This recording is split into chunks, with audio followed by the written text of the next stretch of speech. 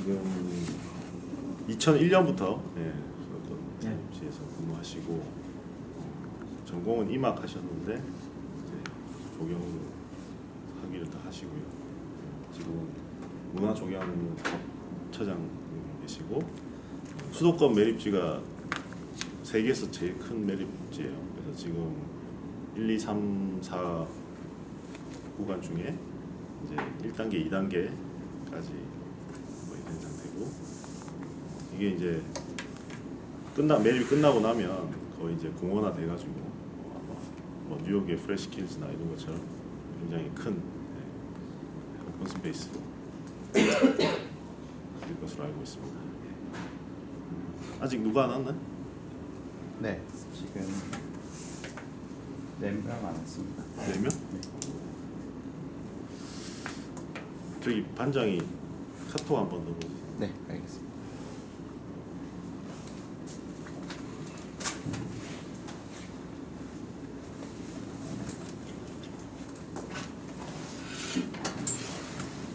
오시느라 정말 고생 많으셨습니다. 아니요, 뭐 덕분에 바람도 쐬고 또 이래서 대구를 계명대를 또 와보게 되죠. 네. 지난번에 환경과 조경에 잠깐 인터뷰 하신 거는 라펜트였나요? 라펜트, 라펜트 하고요. 조경신문사 이런 데서 이제 왔더라고요. 와가지고서 뭐 편안하게 얘기를 하다 보니까 그거를 다 기사화 시킨 거예요.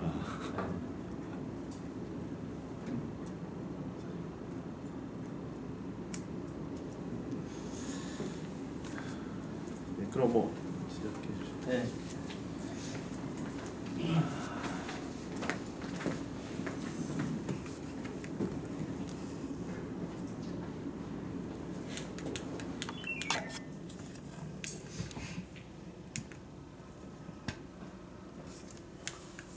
포인터는 어떤 걸 사용하는 거예요? 포인터는 물이 약해서 그런지. 아, 불이 약해서 안 들어오구나.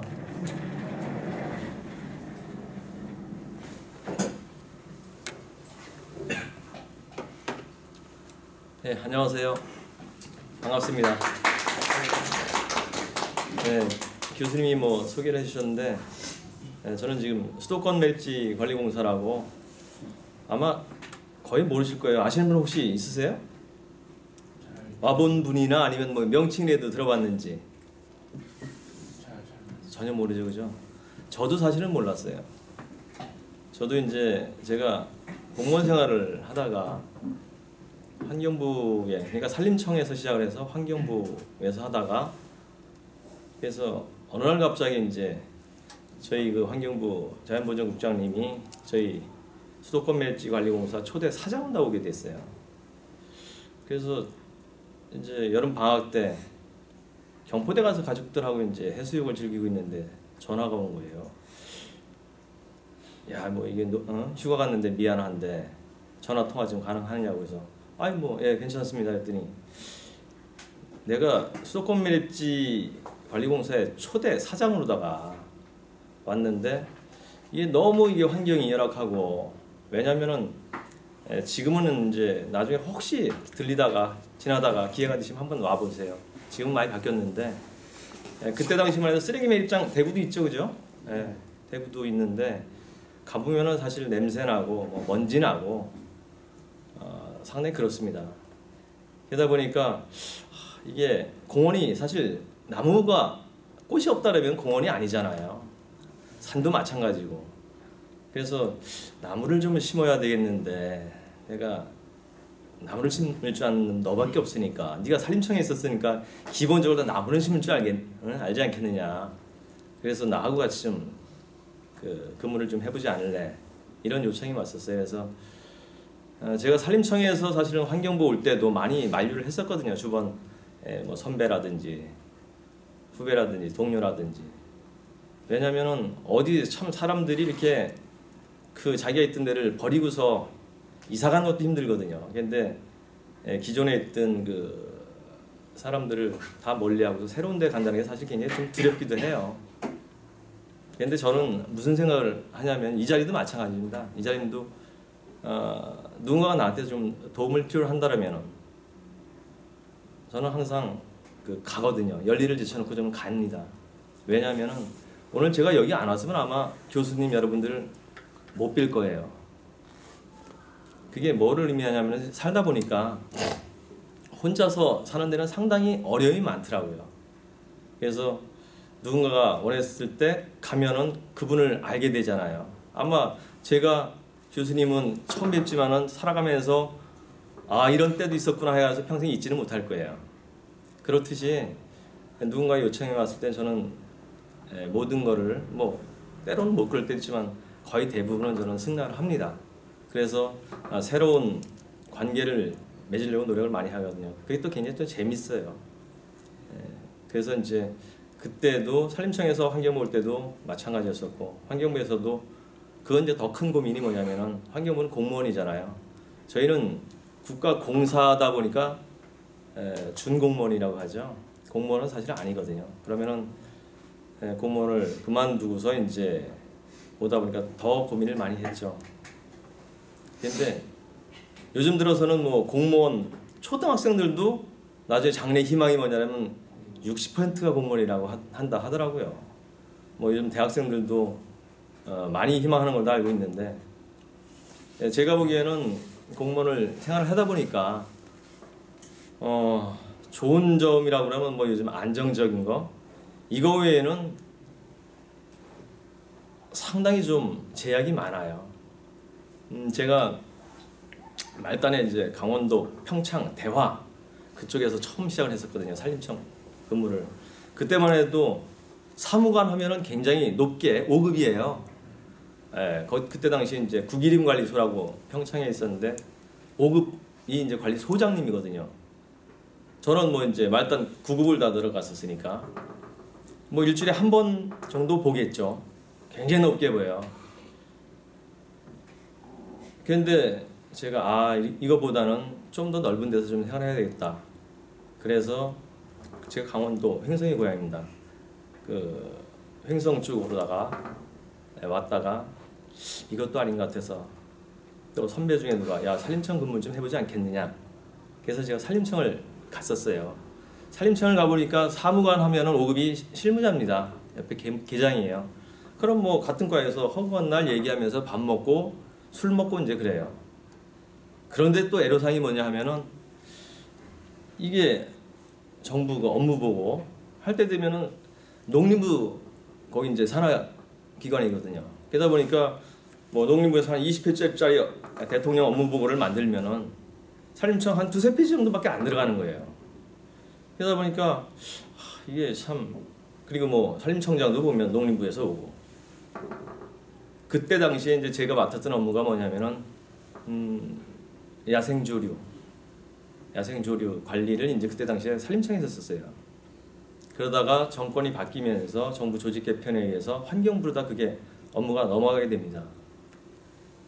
그래서 그때 당시에 이제 업무가 넘어가니까 담당자는 가야 되잖아요. 그때 안 갈 수도 있거든요. 그래서 가지 말라고 많이 잡았었는데 이왕이면 청단위보다도 좀 더 큰데 중앙부처 가서 근무를 해보자. 그래서 사실 굉장히 큰 마음을 먹고 넘어왔죠. 그때 당시에 이제 주변에서 반대했던 게 뭐냐면은 산림청에는 대부분 임업직이 많습니다. 기술직은 대부분 임업직이에요.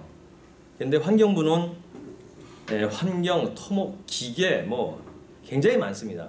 직렬이 굉장히 다양한 데가 환경부인데 거기에 가장 후발부처가 되다 보니까 옛날에 각 부처에서 다 희망자들을 받아다 보니까 굉장히 많아요. 직렬이.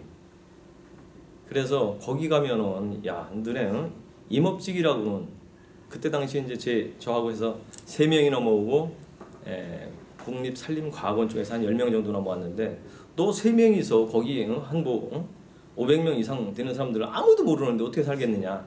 근데 와보니까 더 재밌더라고요. 여러분들 아마 공무원을 한다라면 저도 한때는 뭐 꿈을 꿨지만 고시 공부하고 싶잖아요.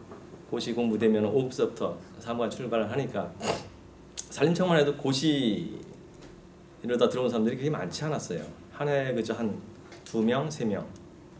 환경부, 중앙부처 가니까 고시생들이 수두룩한 거예요.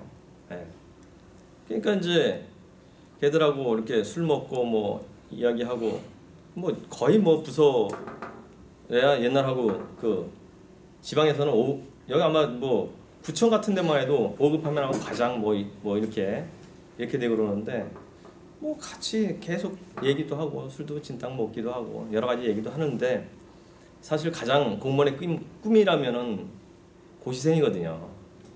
근데 그 사람들이 와가지고서 한 해 두 해 지나다 보니까 불평들이 굉장히 많고 이 공무원이라는 건 그렇습니다. 굉장히 안정적이긴 해요. 뭐 누가 자기가 진짜 큰 일을 저지르지 않으면 잘릴 일은 없는데 자기가 할 수 있는 창의적인 걸 할 수가 없어요. 왜냐하면은 법, 제도, 규정에 어긋나면은 그거는 잘못된 겁니다.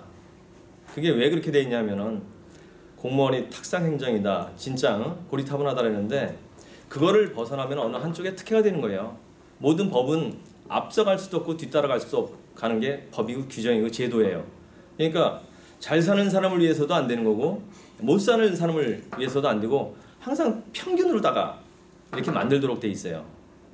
형평성 때문에. 그러다 보니까 창의적인 생각을 할 수가 없고 거기에 벗어나면은 감사다 뭐다 이제 계속 시달림을 받다 보니까 나중에는 그렇게밖에 할 수가 없는 거예요.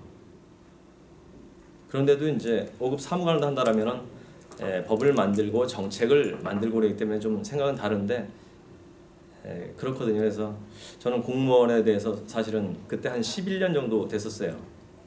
그래서 좀 회의도 들고 무슨 좀 사업을 할까, 뭐를 할까 이제 이런 고민을 많이 하던 차에 초대 사장님이 야 좀 한번 같이 좀 해보지 않겠느냐. 그래서 뭐 이왕이면 좋겠다. 그래서 와 보니까 똑같은 공무원이랑 똑같아요. 그러니까 뭐 별다르지는 않은데 근데 이제 다른 건 뭐냐면은 그렇게 해서 저를 이제 불러주다 보니까 모든 거를 사장님이 이제 전적으로 다 맡겨주는 거죠. 제가 처음에 와서 했던 게 뭐냐면은 나무를 심기 위해서는 그 지역이 간척지예요. 옛날에 70년대 말까지만 해도 거기는 바다였었습니다. 근데 옛날에는 그 농사를 짓기 위해서 농지 간척을 굉장히 많이 했었어요. 그래서 60년대, 50년대에는 이제 개인이 간척을 하기도 하다가 70년대 후반서부터는 대기업이 이제 참가하게 됐어요. 그래서 중동 경기가 좋을 때 중동에 나가서 간척을 하던 장비, 간척이 아니라 건설하던 장비가 그대로 남으니까 정부에서 그럼 그걸 가져와서 우리 간척을 하자 해서 서산 간척지는 현대에서 했고 여기 같은 경우는 이제 동아건설에서 했습니다. 그러다 보니까 거기가 옛날에 바다다 보니까 밑에는 염분, 뻘이에요. 그래서 이제 염분도 있고 그 다음에 제가 근무했던 데는 뭐 내륙 쪽 강원도 이런 쪽이었는데 와 보니까 해풍도 있고 그러니까 나무가 살아갈 뭘 심어야 될지 모르겠는 거예요.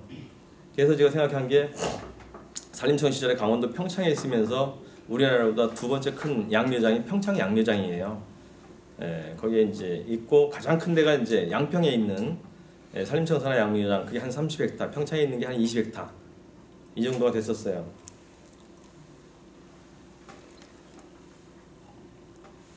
그래서 제가 나무를 키워봤거든요. 나무는 요즘 보면 이제 조경하시는 분들은 분뜨기를 해가지고서 큰 나무를 갖다 옮기잖아요. 저는 소나무, 상수리, 종자 때부터 그걸 키워봤거든요. 낙엽송도 마찬가지고요. 그래서 그러면은 모르니까 이 주변 지역에 있는 우리 도감에 있는 거요 해안 쪽에 자란다는 거를 다 찾았죠. 찾아가지고서 양묘장을 이제 만들기 시작한 거예요. 근데 만드는데 이왕이면은 최첨단을 다 만들어보자. 어차피 사장이 뭐 전폭 지원하고 게다 보니까 장비 최신을 다 만들고 뭐 제가 뭐 포크레인서부터 있는 건 다 샀어요. 대한민국에서 하여튼 필요한 장비라는 건 모든 걸 다 제가 샀거든요. 그렇게 했고 그때 당시만 해도 요즘도 이제 앞으로 다 그렇게 가는 방향이지만은 트레이 양묘라고 하죠. 용기 양묘라고 해서 이제 포트에다가 옛날엔 고추 뭐 이런 것만 재배를 했는데 요즘은 나무를 포트에다 재배를 합니다. 그래서 지금 이제 국립산림과학원에 보면은 시험장이 있어요. 지금 거기가 지금 바뀌었는데 중부 시험장으로 가면 그때 최초로다가 우리나라에 산림에 필요한 묘목을 재배하기 위한 그런 온실이 있었어요. 그래서 그거가 그대로 제가 가서 아는 사람이 있어서 카피를 해가지고서 똑같이 만들었어요. 그래서 그거는 유리로 다 된 이제 온실인데 모든 게 이제 전자동으로다가 온도, 습도 관리가 다 될 수 있도록 그래서 이렇게 딱 짓고 나가지고서 이제 나무를 거기에서 이제 포트미어도 그 양성을 하고 그 다음에 이제 노지에 또 양매장이 있어야 되잖아요. 그래서 제가 옛날에 20헥타르 해봤으니까 자 수도권 멜지가 땅은 굉장히 넓어요. 작은 나라지만은 이 멜지층에서는 세계 단일 규모보다 가장 큽니다. 그래서 거기 그러면 외부에서 이제 흙을 받아 밑에는 이제 뻘이니까 외부에서 흙을 받아서 이제 양매장을 만들었고요. 그래서 20헥타르를 제가 만들었습니다. 그래서 옛날에 했던 걸 해서 그대로 해가지고서 그때 이제 나무를 심기 시작을 했던 거죠. 그렇게 해서 이제 제가 이제 처음 그렇게 시작을 해가지고서요. 저는 이 뒷변에도 제가 사실 여기 오면서 여러분들한테 제가 뭘 기술이 뭐 특별한 것도 아니고 제가 조경 설계에 대해서도 뭐 잘 알지도 못하거든요. 그러다 보니까 뭐를 사실은 좀 전해줄까 이런 생각을 많이 했거든요. 그래서 저희가 이제 아까도 보니까 뭐 수도권 매립지에 대해서 모르니까 그러면 이런 곳이다라는 거 하고 그다음에 이제 저희가 하는 업무 저희 이제 문화조경사업처인데 저희가 하는 업무 그다음에 저희가 매립지다 보니까 주변 지역 시민 뭐 3개 시도 환경부 하여튼 이해관계자가 굉장히 많습니다. 그 사람들하고 갈등 관계라든지 협력을 하지 않으면 저희는 살아남을 수가 없는 이제 그런 조직이에요. 그래서 그런 거를 하기 위한 노력으로다가 저희가 뭐 축제도 하고 시민문화사업도 하고 뭐 이제 이런 거를 좀 소개해 드리려고 합니다.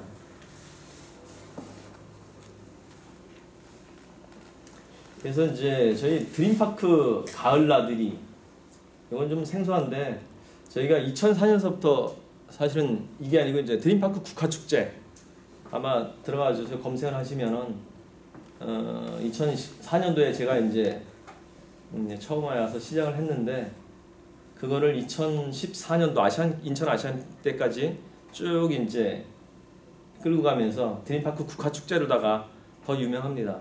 그래서 우리나라 가장 크게도 했었고 가장 많은 인원이 오게도 했었고 그런데 그 이후에 그 지금 이제 아까 교수님한테 잠깐 말씀드렸는데 지금 3개 시도하고 이 갈등 관계가 있는 게 있어요. 행정구역이 인천인데 여기에 그 토지 지분 면허권이라 하는 건데 그거는 30%가 환경부, 70%는 서울시입니다. 그러니까 땅은 서울하고 환경부 거예요. 그러다 보니까 이제 갈등 관계가 있는 게 당초 1991년도에 쓰레기 매립장을 만들 때는 2016년도 말, 금년도 말이면은 이게 다 쓰레기 매립장을 다 끝날 줄 알았어요. 그래서 그렇게 계획이 돼 있는데 여러분들 집에서 분리수거하죠, 그죠? 재활용하죠. 이러다 보니까 반밖에 지금 못 쓴 거예요. 그러니까 행정구역이 있는 인천시에서는 당초 계획대로 2016년 말이면 폐쇄하고 나가라. 쓰레기 매립장이 있어서 좋을 건 없잖아요.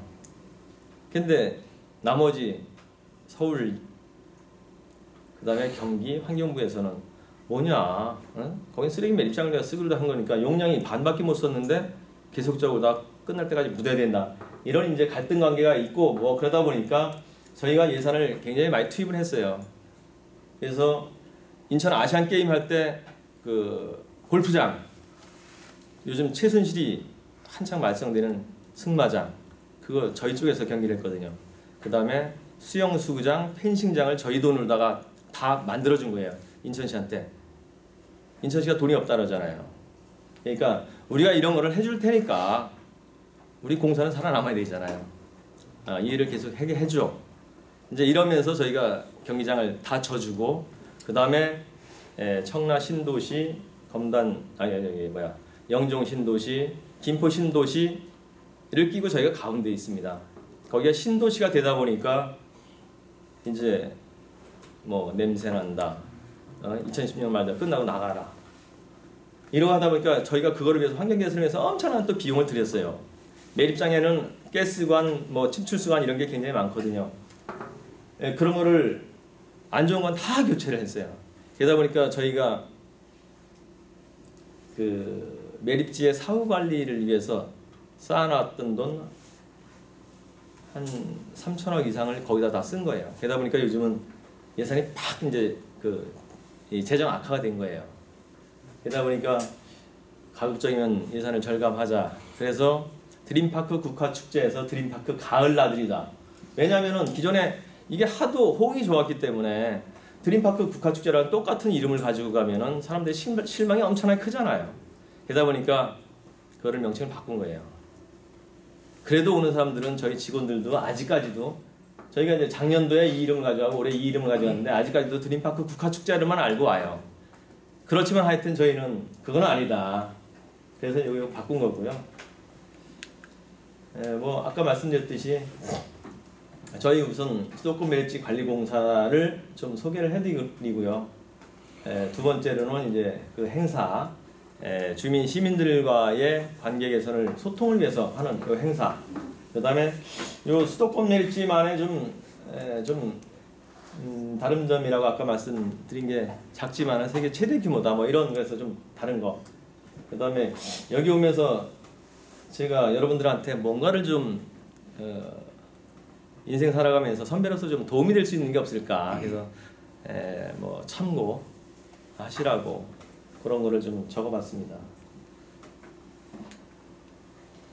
그래서 수도권 매립지 관리공사 굉장히 길어요, 명칭이. 그러니까 요즘은 이제 앞에 이니셜만 따가지고서 SL공사 이제 이렇게도 하고요. 그 설립 목적은 이제 뭐 우선 수도권 지역의 폐기물 처리, 서울, 경기는 거의 전 지역이고, 서울하고 인천은 전 지역이고, 경기도는 뭐 아주 먼 저기 어디야 연천, 가평 이런 데만 제외하고는 이제 다 저희 쪽으로 다 쓰레기가 오면 된다고 보시면 돼요. 그래서 수도권 지역에 폐기물을 안정적으로 다 처리하고, 그 다음에 요즘은 이제 쓰레기 들어온 중에서도 가연성 뭐 이런 게 굉장히 많습니다. 그래서 그거를 선별을 해가지고서 그거를 연료로 다 쓴다든지 이렇게 하기 위한 이제 자원화. 그 다음에 매립장이 있다 보면은 주변 지역은 항상 싫잖아요. 그러다 보니까 그분들을 치유하기 위해서 쾌적한 생활환경 조성. 이게 이제 이걸 가지고 설립이 됐고요. 주요 그 업무는 아까 말씀드렸듯이 서울, 경기, 인천 지역 지금 이제 58개가 됐더라고요. 근데 여기는 57개인데 58개에서 나오는 쓰레기 처리하는 거. 그다음에 쓰레기를 매립하고 나면 침출수가 나오잖아요. 침출수 처리하는 거. 그다음에 쓰레기를 묻고 나면은 거기에서 이제 유기성인 뭐 목재라든지 뭐 종이라든지 이런 게 이제 같이 매립이 되는데 거기에서 이제 그 메탄가스가 나와요. 저희는 이제 매립가스라 해서 뭐 LFG라고 이제 별도로다가 이제 쓰기도 하는데 그 가스가 나오는 거를 과거에는 냄새가 나니까 그건 굉장히 고약하거든요. 냄새 나니까 태웠는데 그걸 가지고서 그 발전소를 만들었어요. 그래서 그걸 연료로다 해가지고서 전기를 생산하는 거죠. 그게 이제 50메가와트 발전 시설인데 그게 그것도 역시 단일 규모로 세계 최대 규모입니다. 저게 어느 정도 큰 거냐 하면은 17만 가구 의정부 시민 정도가 다 쓸 수 있는 전기량이라는 거예요. 그래서 이제 그거를 저희가 생산해 가지고서 저희가 직접 쓰지는 못하고 저희가 직접 쓰는 것보다 훨씬 더 많이 나오는데 저거를 이제 한전에다 판매를 합니다. 그게 1년에 한 500억 정도 돼요. 500~600억 정도 되는데 그거를 이제 판매를 해서 그렇게 하고 그 다음에 이제 쓰레기 매립이 끝나고 나면은 그 공원화를 하잖아요. 이 매립장은 저게 나중에 쓰레기가 썩으면서 가라앉습니다. 그러다 보니까 거기다는 건물 같은 거를 법적으로 다 얹을 수도 없고 그래서 폐기물관리법에 의하면은 쓰레기 매립이 끝난 지역은 공원 뭐 나무를 심는다든지 공원을 하고 그 다음에 이제 할 수 있는 게 체육시설 같은 게 있잖아요. 운동시설 이런 것만은 이제 가능하도록 돼 있어요. 그 다음에 워낙 크다 보니까 이제 요즘 동남아 같은 데서 선진지 견학도 많이 오고 그거를 벤치마킹 하려고 많이 옵니다. 그래서 저희가 이제 국내 환경 관련 기업과 해서 거기 가서 매립장을 만든다든지 설계를 한다든지 이런 컨설팅을 이제 같이 하고 있고 그래서 해외 사업을 하고 있고 그 다음에 1매립장은 이제 2001년도에 쓰레기 매립이 끝났는데 위에 상부가 한 46만 평 돼요. 바닥 면적은 한 100만 평 정도 되고요. 그러다 보니까 거기다가 뭐를 할까 나중에 공원이 만들어지면은 사실 관리비가 굉장히 많이 들어갑니다. 그러다 보니까 그거를 나중에 다 공원화가 되는데 관리비를 마련하기 위해서 골프장을 만드는 거고요. 그래서 퍼블릭 36홀이 2013년 말에 이제 오픈이 돼가지고 2014년도에 골프 경기를 이제 거기서 치렀고요. 그 다음에 시민문화 사업으로 다 해가지고서 시민문화 체육사업 그 밑에 그래서 이제 이런 축제라든지 뭐 금년도 가을에는 열리는 KBS 열리는 마켓도 하고 그 다음에 골프장이 있다 보니까 이제 뭐 골프, 야구, 축구장 그 다음에 이제 뭐 꿈나무들 골프 꿈나무 지원이라든지 또 야구 교실을 저희가 운영하고 또 어린이들 그 축구 교실도 운영해요. 이런 거를 이제 사회적 공헌 내지는 시민과의 같이 상생을 위한 사업으로 하는 것이 이제 있습니다. 그래서 이걸 잠깐 좀 말씀드릴까요? 수도권 매립지관리공사가 이게 영종도입니다. 영종도, 강화도. 그 다음에 이쪽이 김포 지역이고요. 여기 인천. 여기 한강이고 여기 서울이거든요. 그래서 지금 현재 영종 신도시가 돼 있고 여기가 바로 그 공항고속도로 가다 보면은 왼편으로다가 여기가 청라국제도시. 청라지구라면은 그쪽 사람들이 굉장히 싫어하더라고요. 그래서 청라국제도시라고 꼭 불러달래요. 그 다음에 이제 이쪽에 김포 신도시 이렇게 하다 보니까 가운데 지금 사실은 옛날에 가장 낙후된 지역이거든요. 그러다 보니까 인천 지역하고 경기도에서 접경 지역에 가장 외진 지역이었잖아요. 근데 지금 보면은 주변이 다 개발이 되다 보니까 한가운데 도심지 한가운데에 지금 쏙 들어가게 돼 있어요.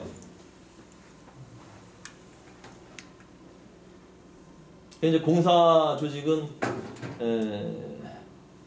지금 한 264명 정도 됩니다.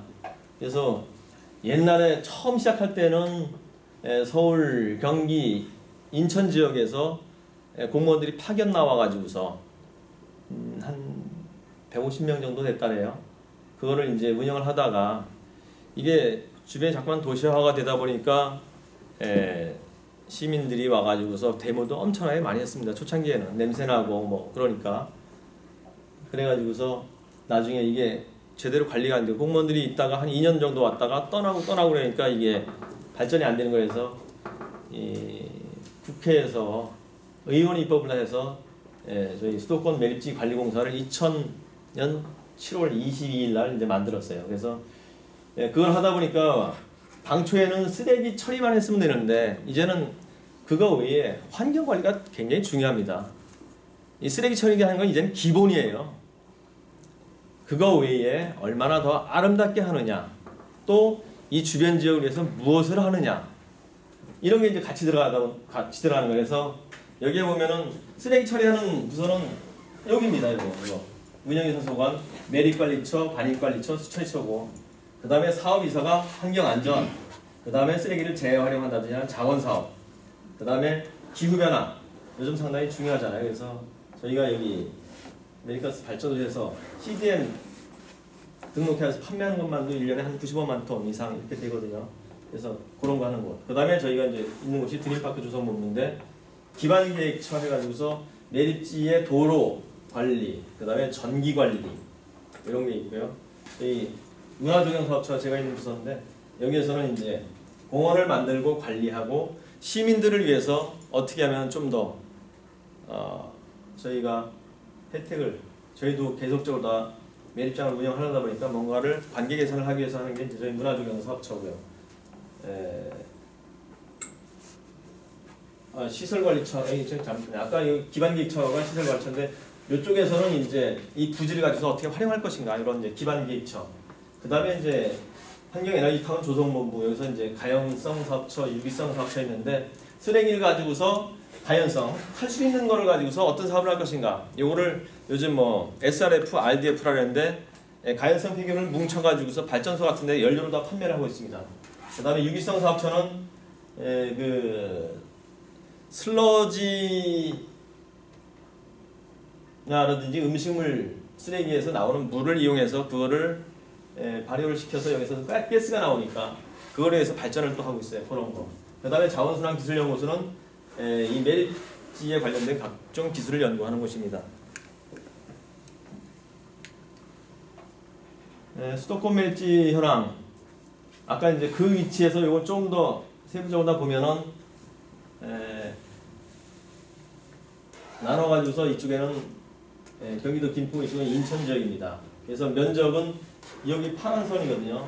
이 면적이 1685헥타, 한 여의도의 한 6배 정도 됩니다.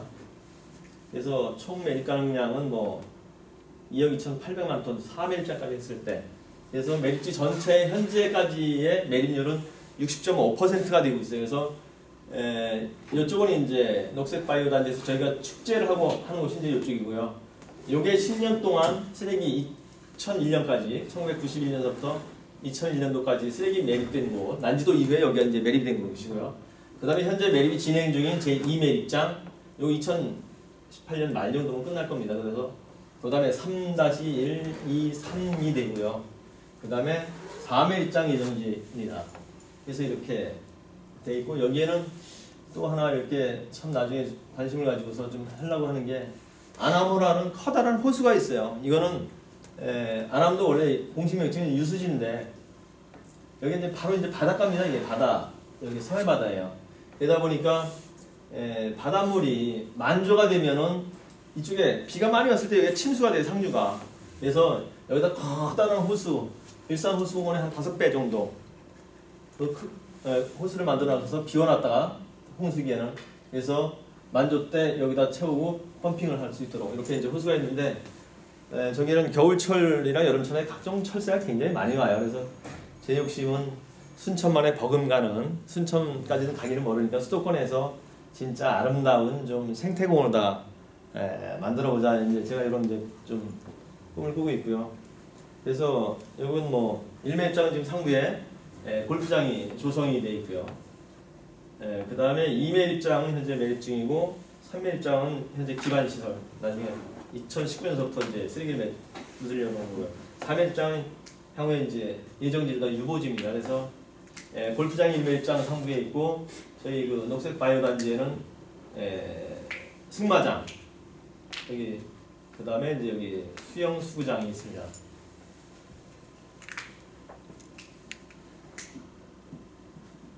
이거는 이제 서울, 경기, 인천 지에서 들어오는 쓰레기 라인인데요. 서울에서 한 46%, 인천이 한 20%, 그 다음에 경기도 한 34%.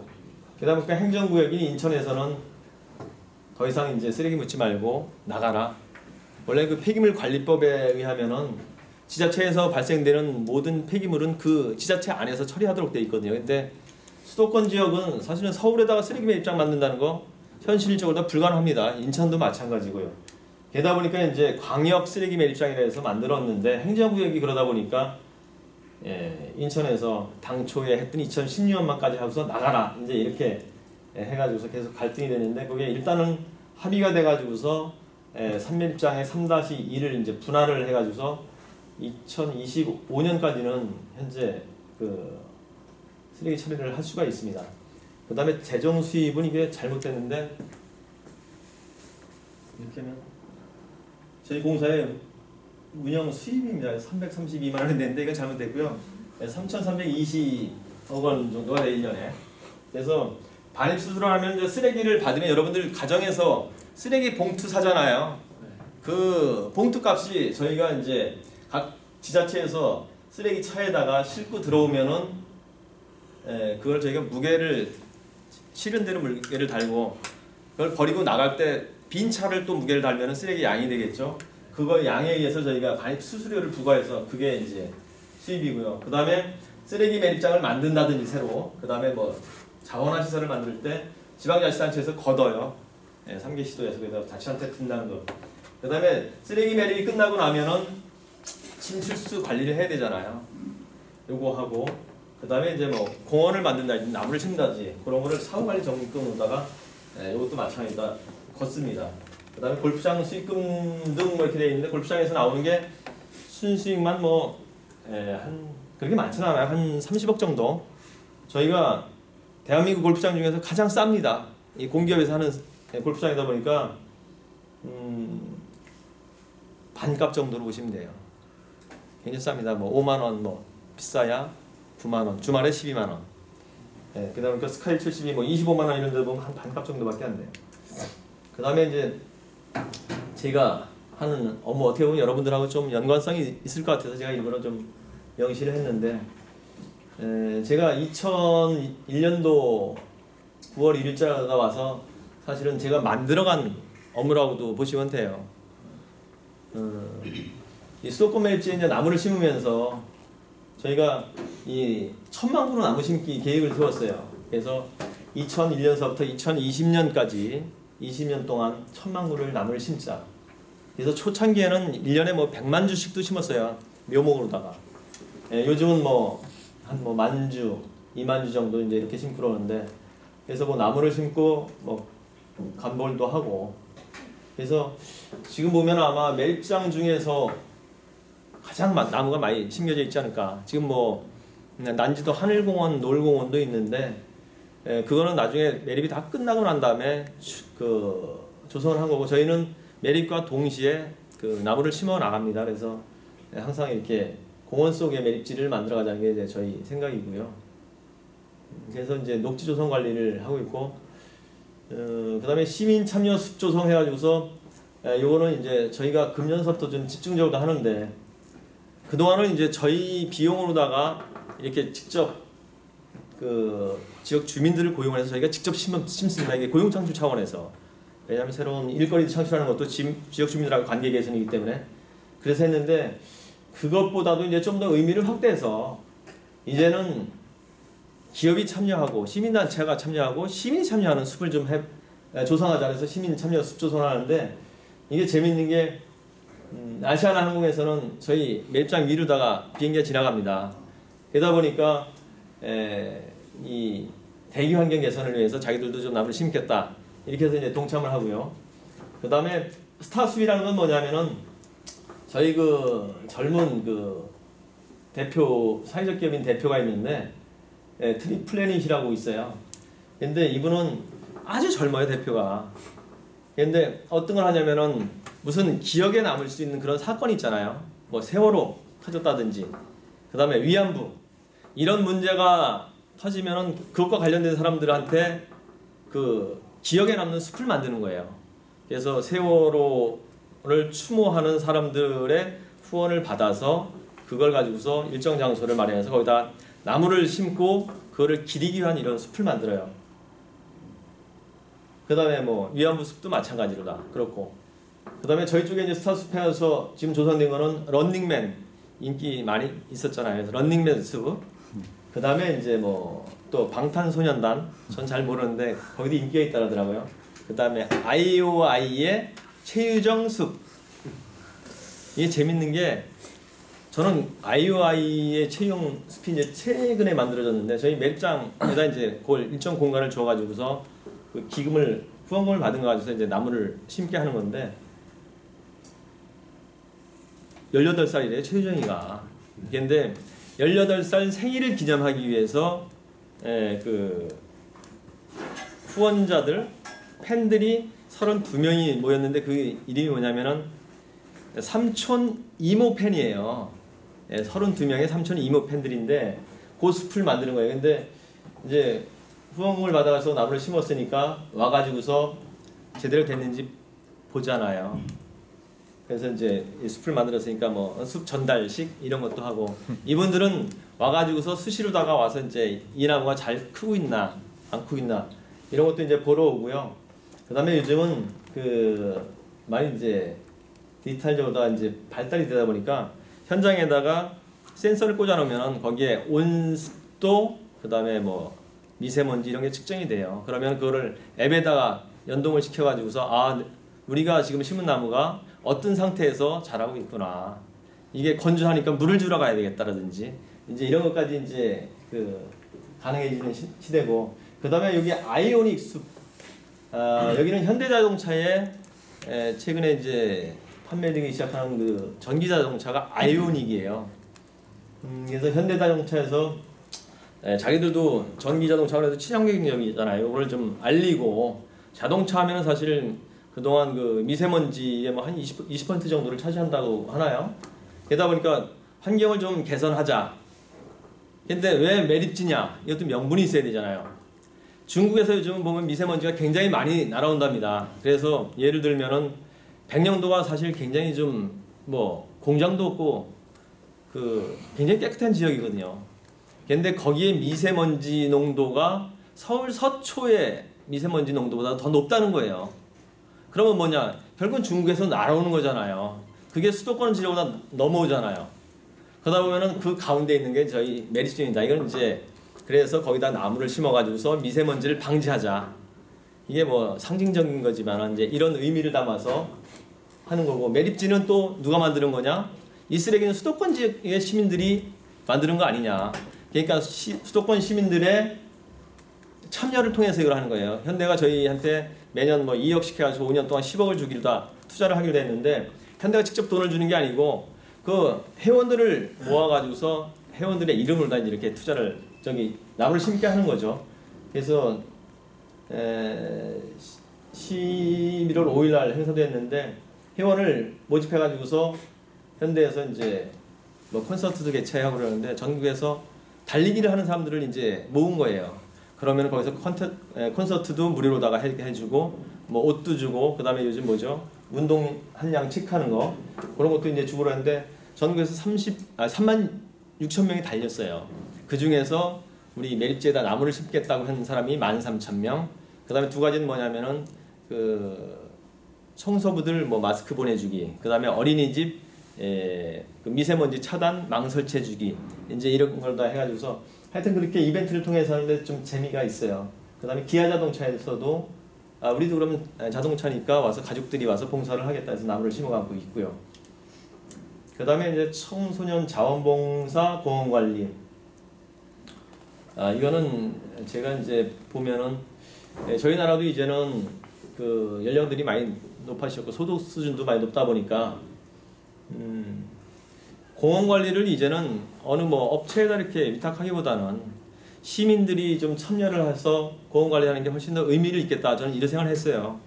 그래서 일본의 예를 들어보면은 처음에는 업체에서 관리하는 게 훨씬 더 잘한답니다.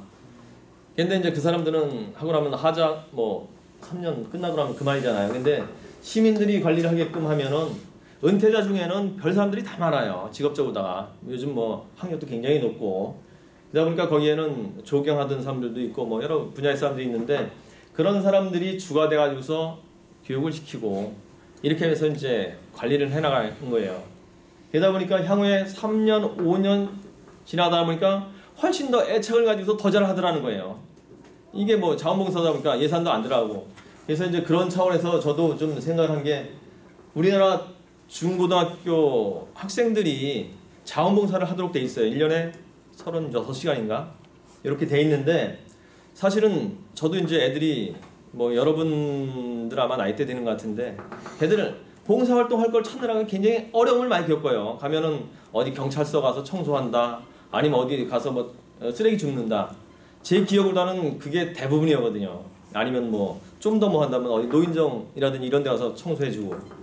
그래서 이거는 하기도 사실 싫고 자기가 하긴 해야 되고, 그래서 제가 생각하는 게, 우리 지금 축제하고 그러는데 그쪽에 공원을 자원봉사 중고등학생들을 들어서 하면 어떨까. 그래서 제가 그 자원봉사센터, 저희 인천 서구에 있는 자원봉사센터를 방문해서 말씀드렸어요. 애들을 위해서 어떻게 보면은 자연도 좀 체험하게 하고 교육도 시키면서, 또 우리는 또 나름대로 홍보 효과도 있으면서 걔들이 무료로 다 관리를 할 수 있으니까 더 좋겠다 해서 했더니, 좋다는 게 뭐냐면은 나무 자르는 거 있잖아요. 나무를 심는 게 굉장히 많습니다, 저희가. 그러다 보니까 나무 감벌 하는 거를 저희 해설사들이 있어요. 드림파크 해설사라고 해서 저희 한 12명 정도 되는데, 거기에서는 산림과장 하던 분이 퇴임해가지고 이제 하는데, 그분이 감벌 하는 거라든지 이런 걸 가르쳐 줄 수가 있거든요. 그래서 저번 주부터 이제 시작을 했는데, 첫 주는 저런 걸 못 하다 보니까 이제 애들을 좀 재미 좋게 해줘야 되잖아요. 그래서 그 공원 내 씨앗 채취하는 거 있어요. 야생화 씨앗. 그래서 구절초, 뭐 두매부추 이런 씨앗을 채취했는데, 그 이제 오면은 와가지고서 그 공원을 돌면서 씨앗을 채취하는데 그냥 하는 게 아니라 그 생태 해설사들이 있기 때문에 그 사람들이 하나하나에 대해서 나무 특성이라든지 이런 거에 대해서 설명을 해주는 거예요. 그런 걸 해주면서 가서 이제 씨앗을 채취하면서 이 씨앗은 어떻고 생육이라든지 이런 걸 설명해 주다 보니까 애들은 공원을 돌면서 자연을 체험할 수 있고 그 다음에 또 알 수가 있잖아요. 그 식물에 대해서 알 수가 있고 그래서 끝나고 나가지고서 저도 이제 첫날이다 보니까 제가 참여를 했었는데 각자 이제 여러 학교에서 오다 보니까 그러면 소개하고 간단하게라도 좀 소감을 한번 좀 발표를 해봐라. 그랬더니 굉장히 좋다더라고요.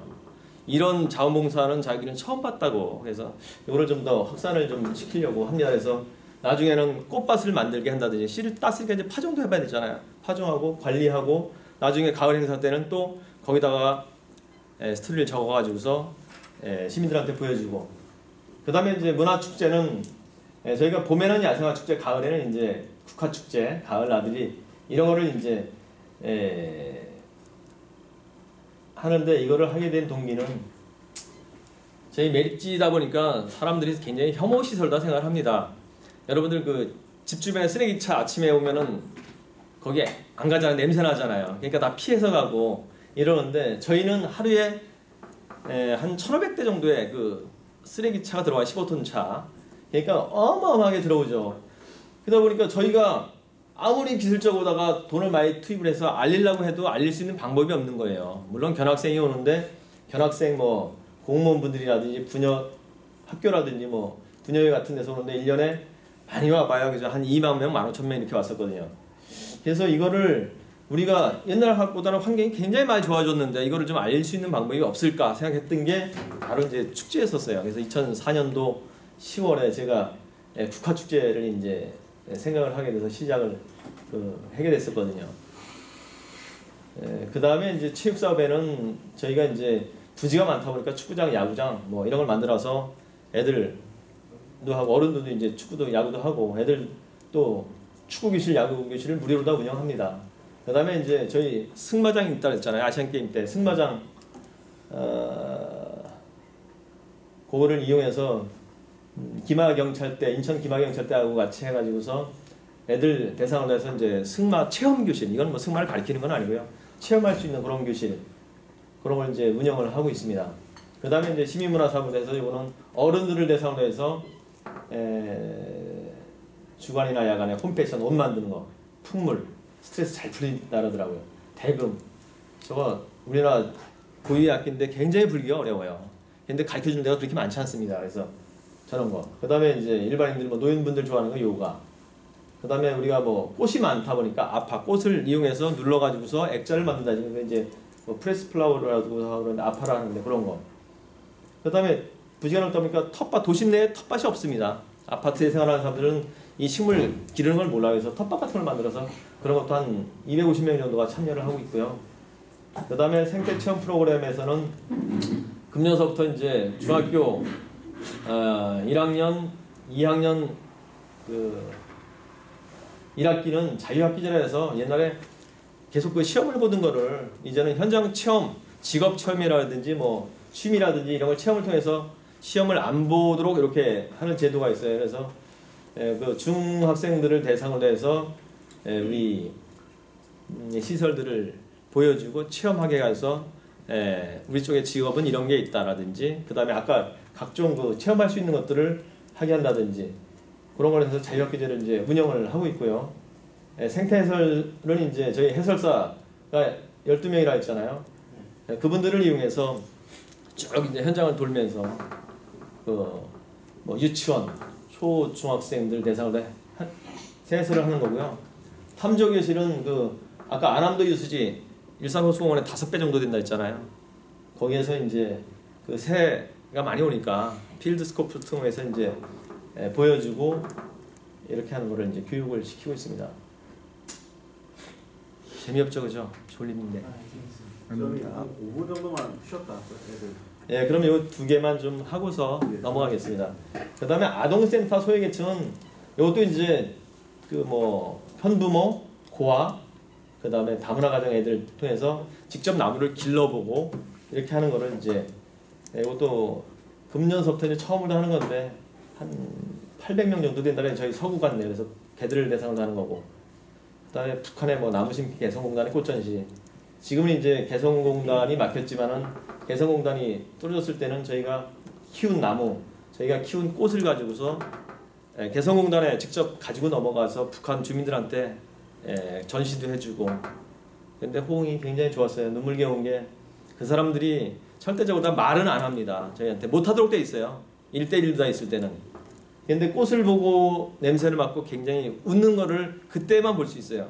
평소에는 절대적으로 다 접근도 할 수가 없고 말을 해도 대답도 안 합니다.